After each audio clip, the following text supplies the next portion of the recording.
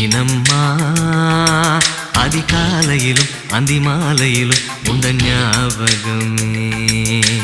அம்மம்மா முதல் பார்வையிலே சொன்ன வார்த்தையெல்லாம் ஒரு காவியமே. சின்ன சின்ன ஊடல்களும் சின்ன சின்ன மோதல்களும் மின்னல் போல வந்து வந்து போகும். மோதல் வந்து ஊடல் வந்து முட்டிக்கொண்ட போதும் இங்கு காதல் மட்டும் காயமின்றி வாழும். இது மாதங்கள் நாட்கள் செல்ல நிறம் மாறிடும் பூக்கள் அல்ல.